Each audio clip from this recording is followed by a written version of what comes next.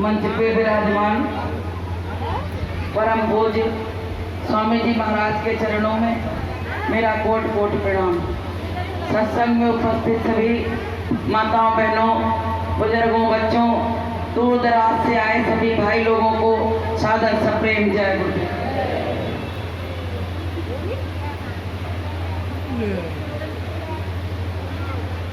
जय गुरुदेव। सतगुरु जिनका नाम है, घट के भीतर धाम, ऐसे दीन दयाल को कोटन कोट प्रणाम। सतगुरु के दरबार में जइयो बारंबार, भूली वस्तु लखाई दे परम गुरु दाता। प्रेमियों, अभी आपने अर्चना ताई जी से सत्संग सुना, बहुत सब कुछ तो उन्होंने सुना डाला। अब कुछ जो कुछ भी बचा हो गुरु महाराज हमारे द्वारा सुनवा दें। तो प्रेमियों, आज पहली बात तो ये है, आज का रैली का जो जन सैलाब था वो सराहनीय योग्य था। किस तरह की भीड़ और किस तरह का जुनून लोगों में चढ़ा हुआ है।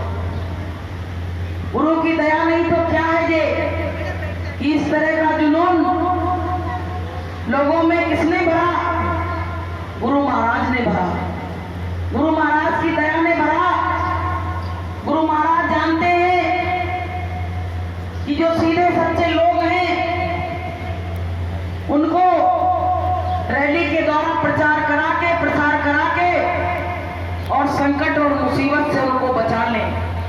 इसलिए गुरु महाराज ने ये योजना लागू की है और जो लोग इसमें बढ़ चढ़ के भाग लेंगे उनका गुरु महाराज उनकी आत्मा का कल्याण करेंगे और वो जो चाहेंगे अपनी दुकान में, दफ्तर में, खेती में, बाल बच्चों में, वो गुरु महाराज उनको देंगे। बोलिए प्रेम से जय गुरुदेव। तो प्रेमी भाई बहनों, ये मानव जीवन हमको गुरु महाराज की दया कृपा से मिला। इस जीवन को हमको इस तरह से चलाना है कि जब वहां जाएं और उसके दरबार में खड़े करे जाएं तो वो हमको नजर भर के देखे और कहे कि इसको मैंने मानुष तन दिया तो कम से कम इसने अपने मनुष्य जीवन का सदुपयोग तो किया, अपने जीवन को बर्बाद तो नहीं किया। क्योंकि प्रेमियों, आज के इस मलिन युग में लोग सत्संग की महिमा को नहीं समझते हैं। वो तो कहते हैं यही जिंदगी अच्छी है कि खाओ पियो मौज करो और जब मरना होगा तब देख लेंगे कौन देख के आया, कौन स्वर्ग जा रहा, कौन नरक जा रहा। लेकिन नहीं प्रेमियों, जब जीव यहाँ से विदा होता है अकेले तब उसका हिसाब किताब वहां सब किया जाता है। और जब घर परिवार को छोड़ता है तो दुखी होता है और जब वहां जाता है तो उसके दुख सुख को पूछने वाला कोई नहीं होता है। वहां तो उसके कर्म देखे जाते हैं और उसी हिसाब से उसको सजा सुनाई जाती है। कल हम लोग यही चर्चा कर रहे थे कि एक तो जीव यहाँ से रोके जाता है, अपने सगे संबंधी परिवार को छोड़ता है, उसका दुख मनाता है और जब वहां पहुंचता है तो उससे ये कोई नहीं पूछता है कि तुम कितने दुखी होके आए हो और उसका फैसला अलग सुनाया जाता है। तो प्रेमियों, ऐसा कोई काम मत करो जो वहां पूछा जाए और आप सिर झुका के खड़े हो जाओ।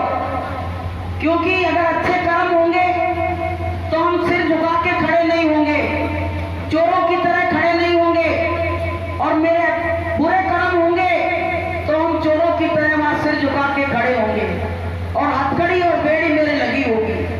तो प्रेमियों, ये मनुष्य तन जो मिला है इसको बर्बाद मत करो। संतों ने कहा कि छिन छिन चेतो और छिन छिन जागो, इसको तुम व्यर्था मत खो, इस समय को बर्बाद मत करो, क्योंकि जीवन जाने के बाद बड़ा मुश्किल है जीवन मिलना। जब हम मालिक से बहुत प्रार्थना करी, विनती करी, तब उन्होंने कृपा करके दया करके हमको मनुष्य तन दिया। अब इस मनुष्य तन को हम बर्बाद करे दे रहे दुनिया के कामों में।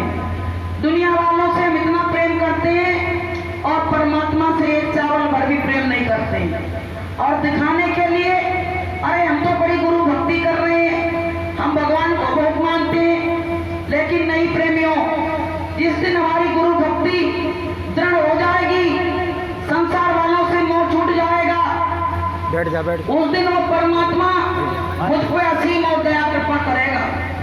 तो प्रेमी भाई बहनों, अभी ताई जी ने बताया कि हमको वहां महाराष्ट्र से चल के यहाँ आना पड़ा, तो इसके ऊपर हम एक कहानी बताएंगे आपको, क्योंकि प्रेम में कोई नेम नहीं होता है।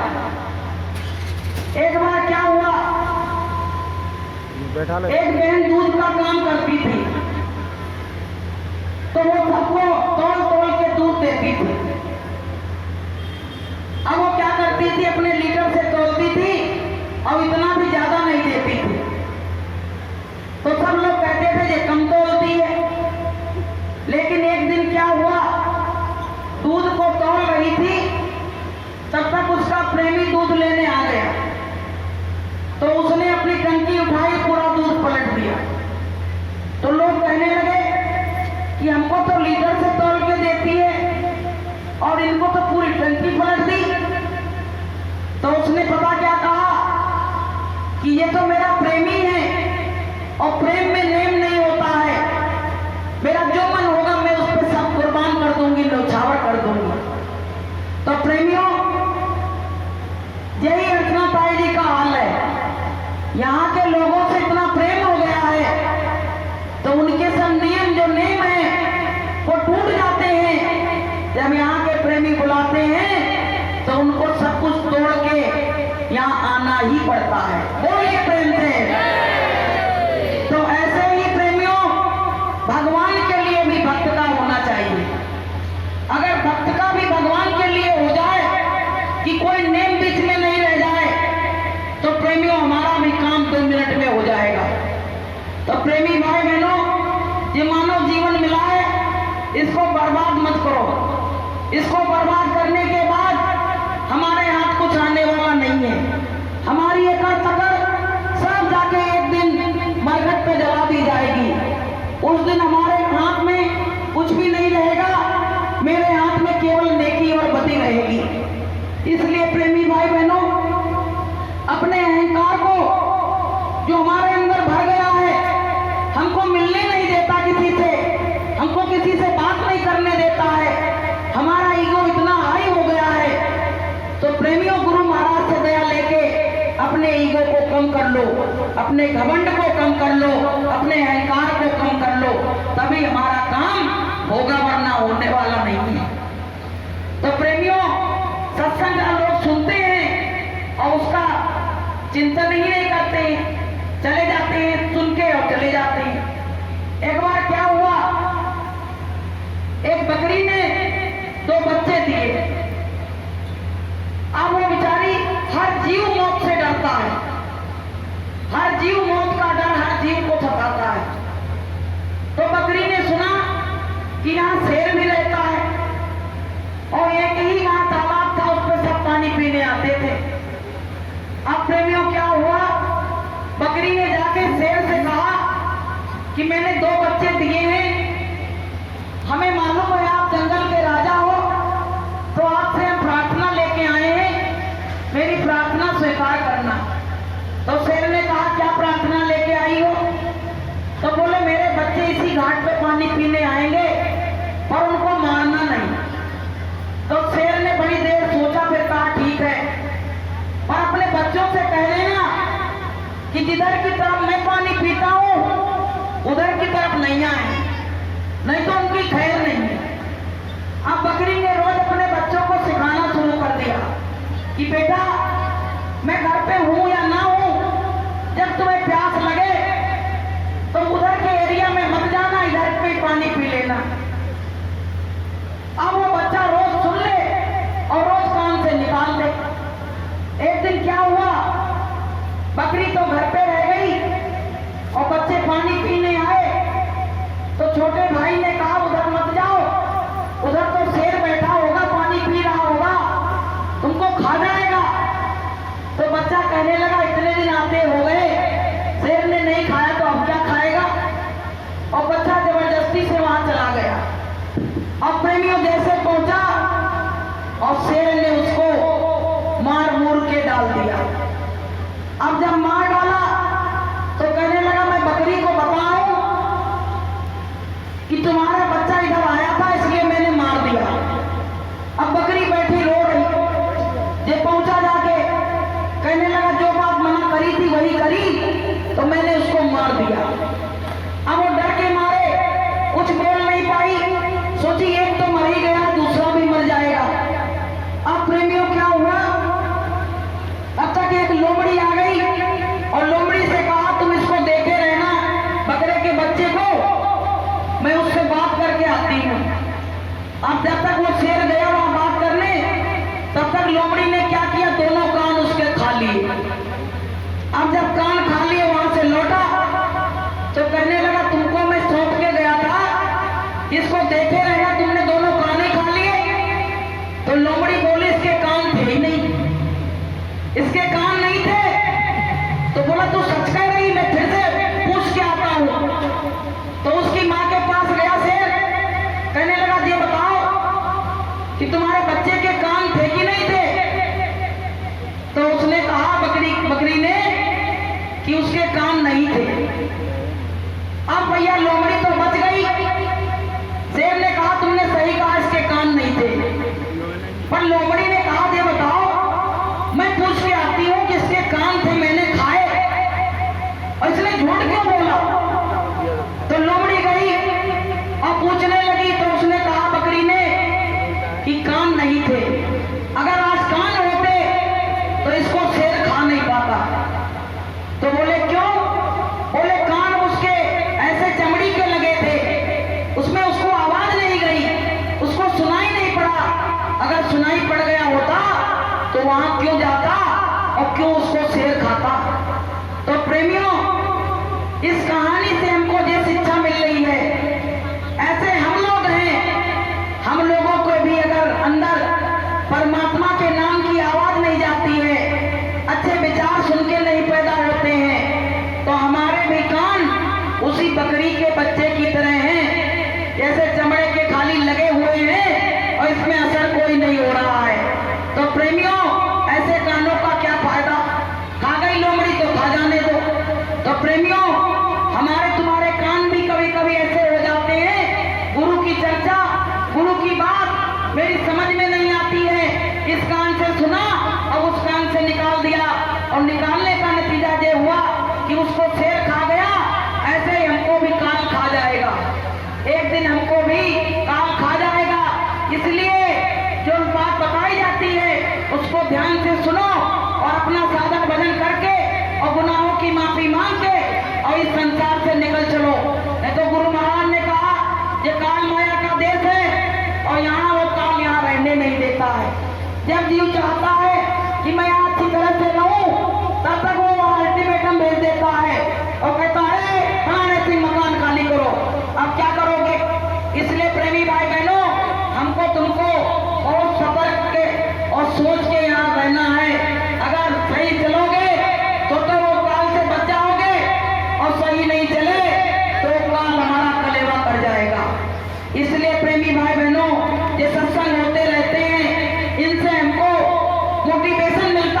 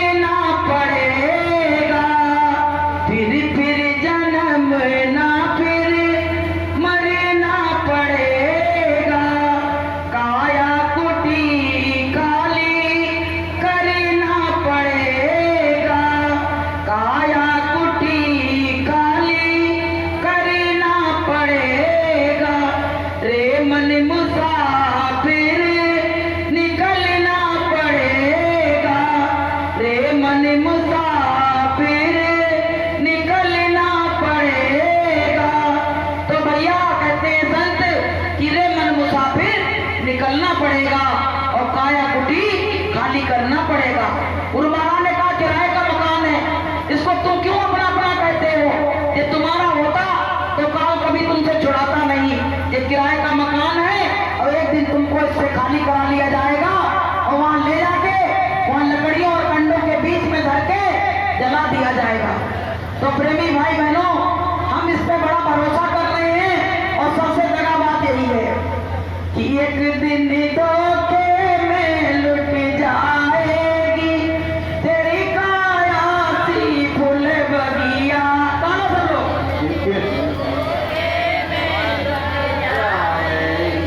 तेरी काया सी फूल बगिया, एक काया तुम्हें प्रभु ने दीनी, ना करी वहीं बैठो ना, बाद में चढ़ाया जाता है।